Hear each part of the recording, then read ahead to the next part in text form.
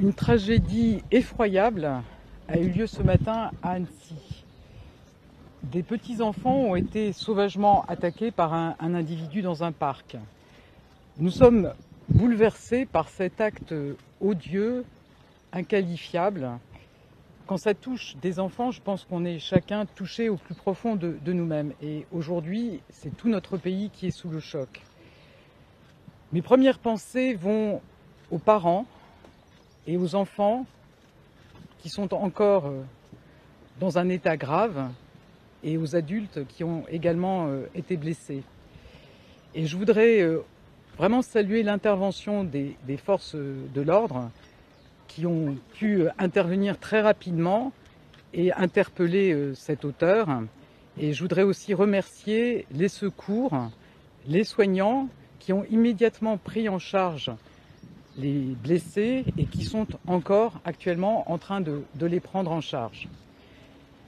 Alors l'enquête permettra de préciser à la fois le parcours, le profil de cet assaillant et naturellement toute la lumière devra être faite. Mais aujourd'hui, c'est le temps de l'émotion et nous sommes ici avec le ministre de l'Intérieur aux côtés des habitants d'Annecy pour exprimer tout le soutien et toute la solidarité de la nation. Madame la procureure conduit cette enquête avec l'appui de la police judiciaire et je vous propose de prendre la parole, Madame la procureure. Oui, donc effectivement, une enquête est actuellement en cours des chefs de tentative d'assassinat qui a été confiée à la direction centrale de la police judiciaire. Le mis en cause est actuellement en garde à vue dans les locaux du commissariat de police d'Annecy. Le mobile reste à déterminer. Des premiers éléments de l'enquête, et je vous dis vraiment sous toute réserve, puisqu'on est sur des faits qui se sont commis il y a à peine 4 heures, il n'y a aucun mobile terroriste apparent. Il y a une évaluation qui est en cours, comme c'est l'usage en ce type de procédure par le parquet national antiterroriste.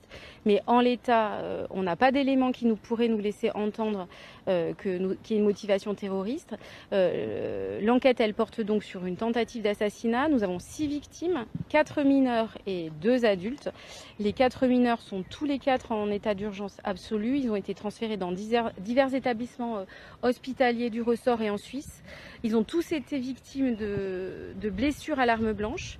Un des adultes a été également victime d'arme blanche plus légèrement et une 6e personne a été victime dans un premier temps de coups de couteau de l'auteur, puis a été, au moment de l'intervention des services de police, a été blessé par une arme à feu utilisée par les services de police. Je précise bien que l'auteur qui est interpellé, qui était en garde à vue, n'a été trouvé porteur que d'une seule arme qui est dans notre possession et qui est un couteau dont nous disposons.